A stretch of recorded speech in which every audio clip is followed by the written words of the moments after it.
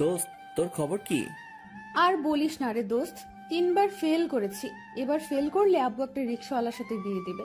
আল্লাহর কাছে দোয়া করছি যাতে পাশ করি। হরে দোস্ত, আমাকেও চালের গোডাউনের ম্যানেজার বানাবে। আল্লাহ যেন রহমত করে রে। এখন ফোন রাখ, রেজাল্ট আসলে ফোন দিবি। আচ্ছা, ফোন রাখলাম। হে আল্লাহ, পরপর 3বার ফেল করেছি। আল্লাহ, এবার ফেল করলে আব্বু আমাকে চালের দোকানদার বানিয়ে দিবে। আল্লাহ, আমি চাই না চালের দোকানদার হতে। আল্লাহ, একটু রহমত করো প্লিজ। এবার পাশ করিয়ে দিও আল্লাহ প্লিজ। কথাগুলো মোনাজাত ধরে বলছি। হঠাৎ ফোনের মেসেজ বেজে উঠল। তার মানে রেজাল্ট আসছে। জলদি ফোনটা হাতে নিলাম। আগে আল্লাহ যে ডেকে নিলাম, কি যে হবে। ফোন হাতে নিয়ে আমি কি খুশি! বিশ্বাস করেন দর্শকরা, আমার আনন্দ এখন ধরছে না, কারণ আমি পাশ করেছি। ওইদিকে সাদিয়া রেজাল্ট দেখে আমার এখন কি হবে? আব্বু রিক্সাওয়ালার ছেলের সাথে বিয়ে দিবে, আমাকে দিয়ে বাসন মাজাবে। না, আমি রিক্সাওয়ালাকে বিয়ে করব না। আমি জানি এখন আমাকে কি করতে হবে।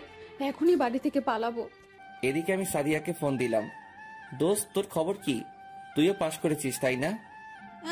না, আমি এবারও ফেল করছি। তুইও করছিস তাই না? ওমর, আমি জানি আব্বু আমাকে রিক্সাওয়ালার সাথে বিয়ে দিবে। আমি জানি এখন আমাকে কি করতে হবে। কি করতে হবে? আমরা বাড়ি থেকে পালাবো। তোর কি মাথা নষ্ট হয়েছে? বাড়ি থেকে পালাবো কেন? আব্বু রিক্সাওয়ালার সাথে বিয়ে দিবে। আমাকেও তো চালের গুদামের ম্যানেজার হতে হবে। এর থেকে ভালো চল পালাই। কিছুদিন বাইরে থাকলে তাদের রাগ মিটলে তারপর আসবো বাসায়। কোথায় যাব? সেটা আমি দেখবো। আর হ্যাঁ, ফোন নিয়ে আসবি না, তাহলে ফোন ট্র্যাক করে ধরবে। আচ্ছা, ওর কথায় রাজি হলাম। যদিও আমি পাশ করেছি, কিন্তু ওর ফেল করেছে, তাই আমিও ফেল করেছি বললাম। কেন বললাম সেটা ধীরে ধীরে গল্পে জানবেন। ওহ রে, আপনাদের তো পরিচয়ও দেইনি। একা একা বকবক করছি। আমাকে তো আপনারা চিনেনি, তবুও নতুনদের বলছি। আমার নাম আরিয়ান ওমর। বাবা চাউলের ব্যবসা করেন, মানে চাউলের কোম্পানি আছে। অতটা ধনী না আমরা। আর এতক্ষণ যার সাথে কথা হলো সে আমার বেস্ট ফ্রেন্ড সাদিয়া। আপাতত এতটুকুই যথেষ্ট। এখন গল্পে আসি। ব্যাগপত্র নিয়ে বের হলাম, ফোনটা রেখে আসলাম। এসে রাস্তায় মোড়ে দেখলাম সাদিয়া আগে থেকে দাঁড়িয়ে আছে। এখন কোথায় যাবি? তুই আগে স্কুটারে উঠ। উঠলাম। এখন তো বল কই যাবি? চুপ করে বসে থাক, আমি যাচ্ছি।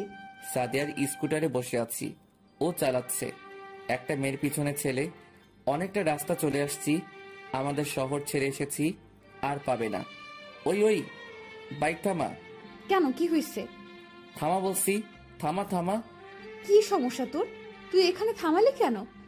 এখন আমরা অনেক দূরে চলে আসছি, শহরের বাহিরে। আর খুঁজে পাবে না। কিন্তু আমরা কি ঠিক কাজ করছি?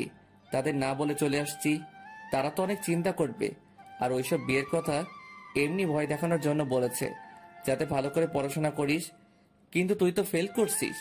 তুইও তো ফেল করছিস, আর এত রাস্তা এসে বলছিস চলে যাবি? যা তাহলে, আমি একাই চলবো। দেখ, পাগলামি করিস না। চল বাসায় যাই, বাবা মা চিন্তা করবে। তুই যা এখান থেকে, যা। আমি একাই যাচ্ছি। আল্লাহ হাফেজ। দেখ, পাগলামি করবি না। তুই ভালো করে জানিস আমি তোকে রেখে কোথাও যাব না। তাহলে বকবক করছিস কেন? চল। আচ্ছা, কোথায় যাবি এখন তো দয়া করে বল। রাত তো নেমে আসবে, এখনই পকেটে বেশি টাকাও নেই যে হোটেলে যাব। আমার একটা ফেসবুক ফ্রেন্ড আছে, ওর বাসায় যাব। আগে থেকে বলে রাখছি। ছেলে না মেয়ে? মেয়ে। ঠিক আছে, এবার তুই পিছনে বস, আমি চালাবো। আচ্ছা চল। বাইক চালাচ্ছি, সাদিয়া পিছন থেকে করে হাত দিয়ে বসে আছে। আসলে আমরা অনেক বেশি ক্লোজ বন্ধু, একে অপরকে ছাড়া অসম্পূর্ণ। কই রে তোর ফ্রেন্ডের বাড়ি? সামনে ওই গলিতে যা। ফোনটাও নিয়ে আসতে না করলি, এখন খুঁজে বের করবি কি করে? ওর বাসা থেকে এগিয়ে আসবে। কই তাহলে? ওই দেখ, ওইটা হলো আমার ফ্রেন্ড। বাহ, দেখতে তো ভালোই। কুত্তা লুচ্চা, নজর দিবি না আমার বন্ধুর দিকে। বয়ে গেছে, তুই এক পেতনি, তোর বন্ধু আরেক পেতনি। কুত্তা রে। ঝগড়া না করে চল তোর বন্ধুর কাছে। মেয়েটা এগিয়ে আসলো। উফ, অনেক ঝামেলায় পড়ে আসছি। বুঝতে পারছি, এখন বাসায় চলো, রাত হয়েছে। আর এই ছেলেটাকে? ও আমার বেস্ট ফ্রেন্ড। ও আচ্ছা,